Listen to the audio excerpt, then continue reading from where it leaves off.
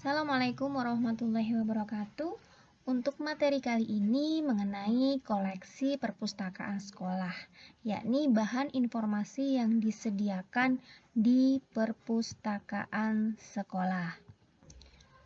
Bahan informasi atau sering disebut dengan koleksi merupakan nafas perpustakaan sekolah. Seluruh perpustakaan sih sebenarnya ya. Perpustakaan yang koleksinya tidak menunjang tujuan perpustakaan ibarat manusia yang sesak nafas, lama-kelamaan tidak bisa bernafas lagi. Akhirnya dia tidak berfungsi alias mati. Keberadaan koleksi akan mempengaruhi eksistensi perpustakaan itu di mata pemakainya. Nah, bahan informasi atau koleksi tersebut dapat berupa bahan cetak maupun bahan non-cetak. Bahan cetak berupa buku, majalah, surat kabar, dan lain-lain, walaupun sekarang sudah ada yang non-cetak ya, karena sekarang sudah zamannya digital. Sedangkan bahan non-cetak terdiri dari film, kaset, CD, piringan hitam. Jenis koleksi. Pada dasarnya jenis koleksi ini terdiri dari 3 macam, yakni buku, terbitan berkala, audiovisual atau multimedia. Buku ini bisa berupa buku teks, buku penunjang kurikulum, buku bacaan maupun buku referensi. Sedangkan terbitan berkala dapat berupa majalah, surat kabar, jurnal, buletin. Audiovisual ini berupa film maupun video recording. Nah, dengan bahan informasi ini, perpustakaan dapat melakukan serangkaian kegiatan untuk mendukung proses belajar mengajar, penambahan wawasan pada aktivitas sekolah, pemberian kesempatan belajar di perpustakaan, dan dorongan untuk meningkatkan minat baca tulis. Kegiatan intelektual ini akan dapat berlangsung apabila sumber informasi itu dikelola dengan baik oleh tenaga terdidik dan sesuai dengan kebutuhan pemakai. Nah, kita kembali ke bahan informasi yang tadi terdiri dari bahan tercetak dan bahan non-cetak. Bahan tercetak biasanya kalau di perpustakaan itu dilayankan baik itu di bagian sirkulasi maupun referensi. Jadi ada bahan sirkulasi dan bahan referensi. Nah, untuk sirkulasi ini biasanya ada buku teks maupun buku fiksi. Apa itu buku teks?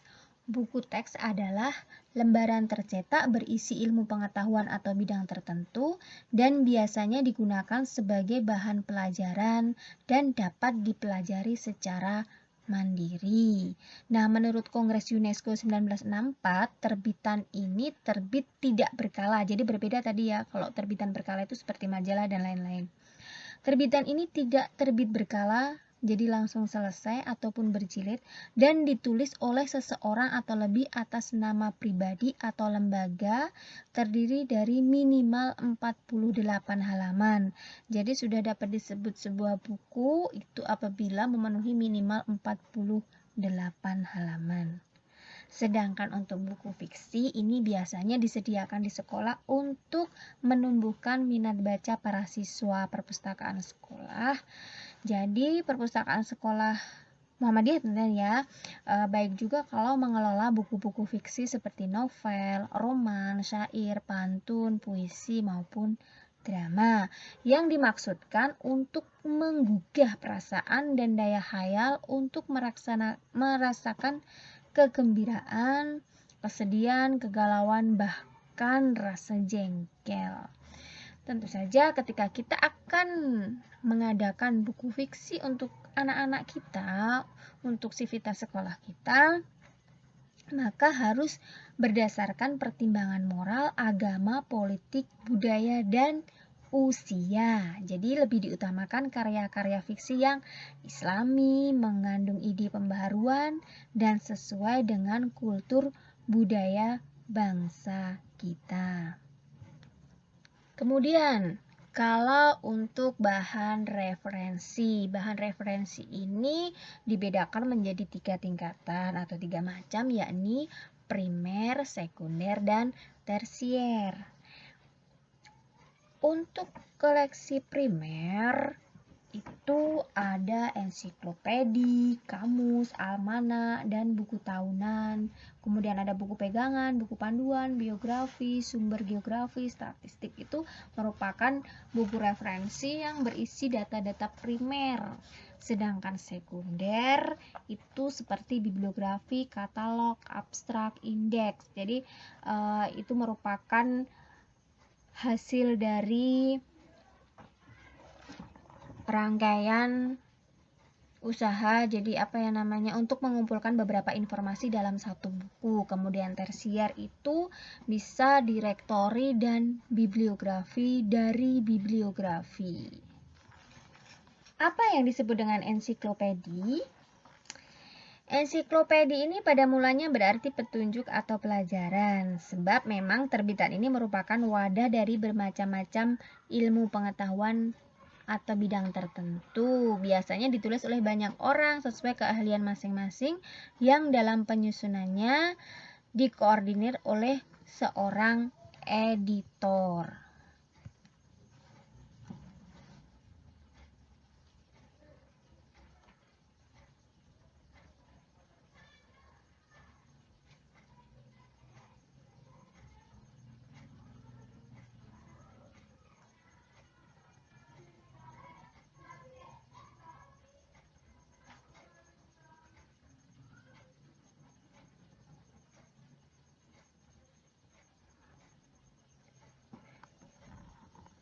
Ensiklopedi ini ada yang memuat artikel panjang lebar dan ada pula yang artikelnya ringkas dengan menyajikan bermacam-macam subjek dan dilengkapi dengan indeks.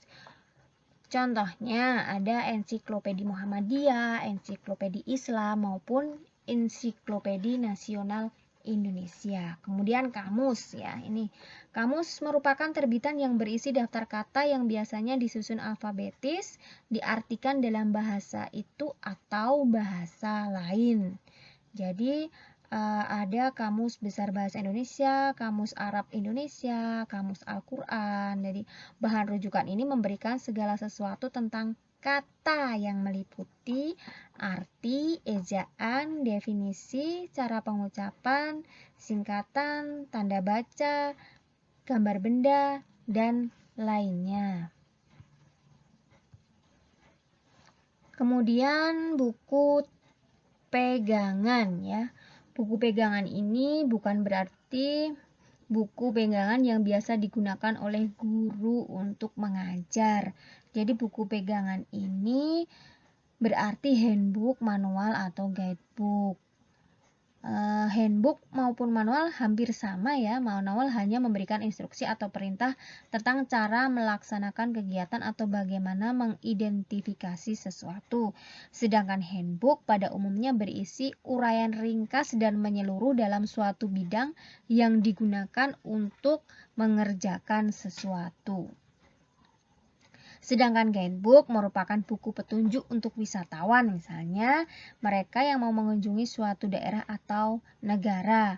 Dalam guidebook ini tercakup nama-nama airport, stasiun, bank, tempat rekreasi, dan lain sebagainya. Nah, ada lagi buku tahunan. Publikasi ini disebut pula sebagai suplemen ensiklopedi, almanak, atau terbitan tahunan yang berisi tentang kejadian dalam berbagai bidang selama 1 tahun lalu.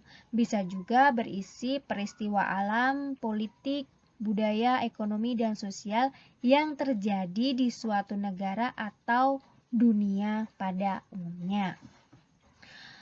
Koleksi referensi lain yakni sumber biografi. Sumber biografi ini berisi uraian riwayat tokoh-tokoh tertentu baik secara singkat atau panjang lebar yang bermanfaat untuk memberikan suri tauladan, memahami pikiran sang tokoh, dan diharapkan dapat memberikan inspirasi dan keteladanan bagi generasi mendatang. Nah, untuk perpustakaan sekolah terutama Muhammadiyah ya harus memiliki diantaranya sumber biografi Rasulullah, Khulafaur Rasyidin, para sahabat. Kemudian kalau yang untuk Muhammadiyah ya ada tokoh-tokoh Muhammadiyah seperti K.H. Dahlan, Kiai Haji Ibrahim, kemudian Kiai Haji Hisham, Mas Mansur, dan lain sebagainya. Nah, koleksi lain dari koleksi referensi ini adalah bibliografi. Kalau selama ini kita mendengar bahwa bibliografi itu daftar pustaka, sebenarnya bibliografi itu bukan sekedar daftar pustaka, tetapi suatu terbitan yang membicarakan perbukuan secara luas seperti diskusi buku, resensi buku, dan bedah buku. Kemudian yang lain ada indeks. Indeks ini dikategorikan sebagai buku rujukan atau referensi karena berisi petunjuk, yakni simbol yang berupa huruf, angka, atau frase yang menunjukkan adanya informasi yang relevan pada sumber tertentu secara tepat. Kemudian ada lagi abstrak ya. Abstrak ini ringkasan karya ilmiah atau karya akademik yang kadang disertai data bibliografis.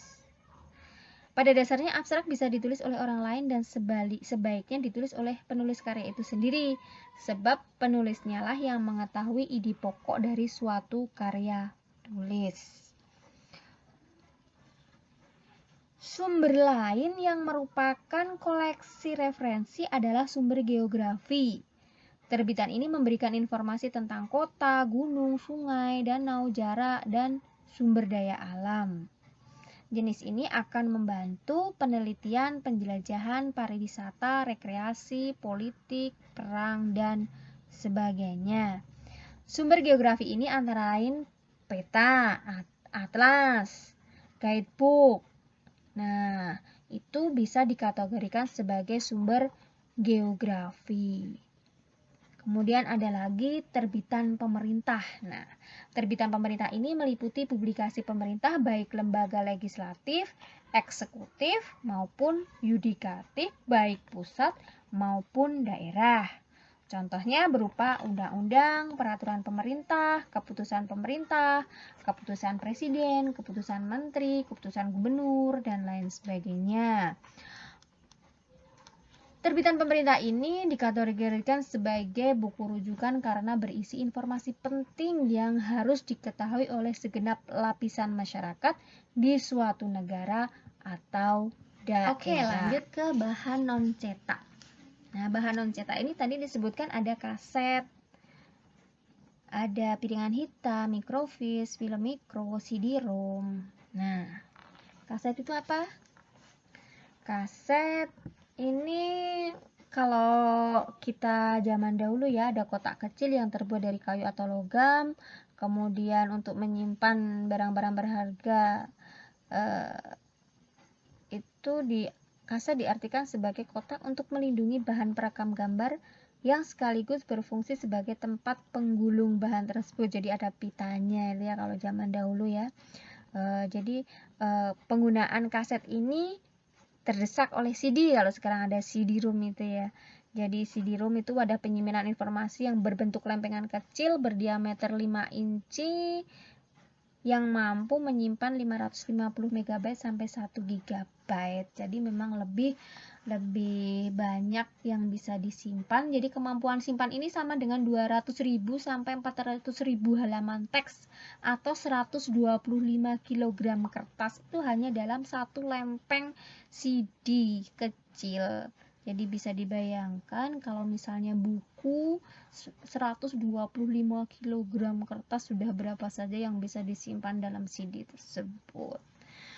Nah, kemudian ada piringan hitam. Produk ini dibuat dari bahan ebonit berwarna hitam dan berbentuk pipih.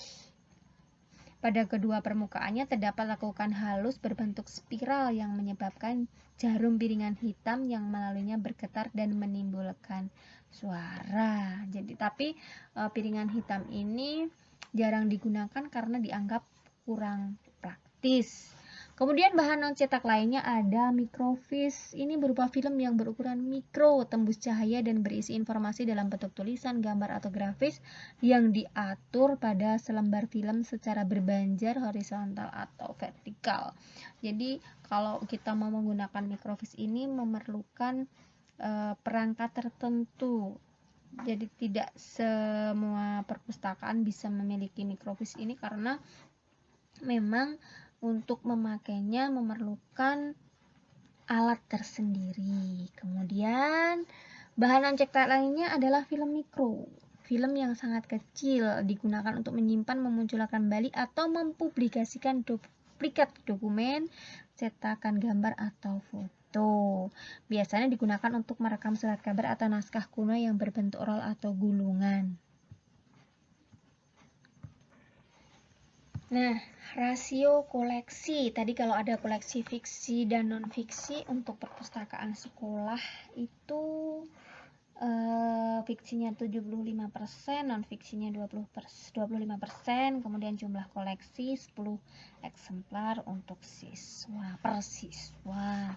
Nah, jadi sebenarnya pembagian koleksi fiksi dan non-fiksi ini untuk sekolah dasar itu kenapa fiksi 75% dan non-fiksi 25%? Dikarenakan pada masa sekolah dasar atau usia-usia sekolah dasar adalah pada saat mereka masih dipacu atau didorong untuk membaca. Jadi untuk menumbuhkan minat baca bagi siswa, sehingga koleksi yang disediakan lebih banyak fiksi daripada non-fiksi. Nah, ini sampai di sini dulu materi yang berkaitan dengan koleksi perpustakaan sekolah. Semoga bermanfaat. Assalamualaikum warahmatullahi wabarakatuh.